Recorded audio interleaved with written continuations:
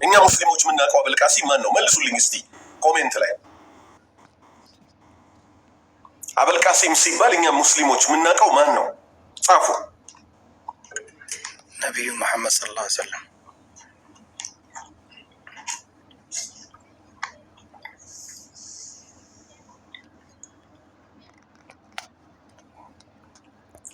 ሁሉም ጽፏል። ነቢዩ እየጻፉ ነው። እኛ እውነተኛ ሙስሊሞች የምናውቀው አበልቃሲም ሲባል ነቢዩ ሙሐመድን ሰለላሁ ዐለይሂ ወሰለም ነው አይደለም? ሰይጣናዊ መንገድ የሚል ቴሌግራሜ ላይ የለቀቁት ሙሃደር አለ። ግቡና ስሙ። ያላህ ባሪያዎች፣ አህባሾች የመሻይኾቻችን የአባቶቻችን መንገድ እያሉ የሚከራከሩላቸው ምን እንደሚናገሩ ትሰማላችሁ። እኔ እዚሁ ነግራችኋለሁ። ውሸት ካገኛችሁበት ወይ የቃላት መዛባት ካገኛችሁበት እኔን ውቀሱኝ፣ ይቅርታ ጠይቃለሁ። ከዋሻው ድምፅ ፋይል አስገብቼ ስለሆነ የሰራሁት። ሰውየው ምን ይላል? አበልቃሲም የተባለ ግለሰብ አለ ይላል። የ39 ነቢያትን ጸጉር ላጭቶ አለ። አልሞተም። ልብ በሉ፣ ኢትዮጵያዊ ነው። 40ኛ መሙያ የእኛን ነቢይ የነቢዩ ሙሐመድን ጸጉር ላጭ አለ። እንዲህ አይነት ክህደት አይታችሁ ሰምታችሁ ታውቃላችሁ? በድምፅ ነው። ልብ በሉ፣ የጫት ወሬ አይደለም። ከዛስ ነቢዩ ምን አሉት አለ? እናንተ ሀገር አናጂና የሚወለድ ግለሰብ አለ። ነቢዩ ማን ነው? ኑር ሁሴን ይባላል።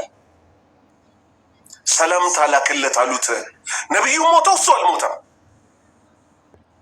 ይኸው እኛ ይሄን ክህደት ነው የምንቃወመው። እና ሲያምን የሚሉን ላኢላሃ ኢለላህ ያለ ሁሉ ሙስሊም ነው። እባካችሁ ተውን። ይኸው እስልምናችንን ሊያፈርሱ አይደሉ? መንዙማ ባዮቹ፣ ነሺዳ ባዮቹ፣ ጫትቃሚዎቹ፣ አህባሾቹ፣ ቀብር አምላኪዎቹ ይሄን መንገድ ይዘውብን የመጡት። ሶስተኛ ቅርብ ቀን የለቀኩት የድምፅ ፋይል አለ። ቴሌግራሜ ላይ ገብታችሁ ማየት ትችላላችሁ። በዚህ ዘመን ተቀምጦ ነቢዩ ሲወለዱ ነበርኩ ካለ አንድ ሰው ከሃዲ ነው አይደለም? መልሱልኝ። ከሃዲ ነው አይደለም? ጻፉ። በዚህ ዘመን ተቀምጦ ነቢዩ ሙሐመድ ሰለላሁ ዐለይሂ ወሰለም ሲወለዱ ቦታው ላይ ነበርኩኝ በድምፅ የሚል ግቡና ስሙ። ይሄንንም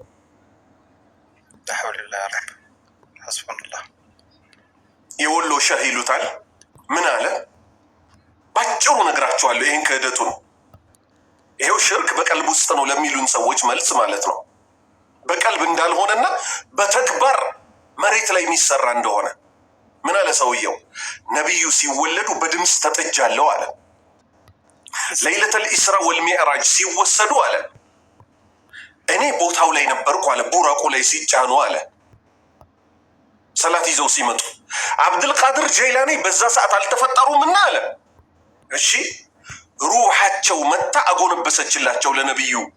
የእኛ ነቢይ አብዱልቃድር ጀይላኒን ትከሻ ተረግጠው ቡራቁ ላይ ወጡ አለ።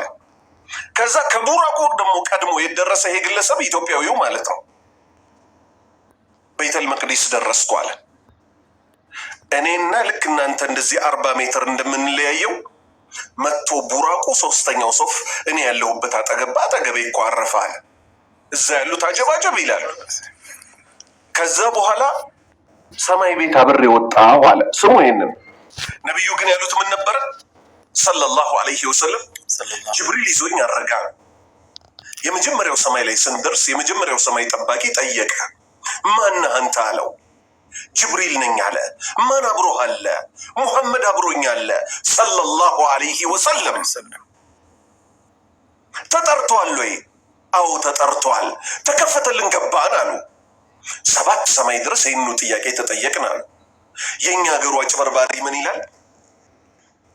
ሲድረተል ሙንተሃ ጋር ደርሰን አለ።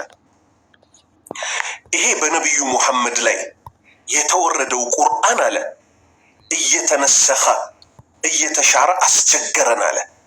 ክህደት ነው ይህም። በነገራችን ላይ ከእስልምና ያስወጣል፣ ከእስልምና ያስወጣል። የአባቶቻችን መንገድ የመሻይኾቻችን መንገድ የሚሉ ይሄን የሸይጧን ስራ ነው። ቀጠለ ሰውየው ምን አለ?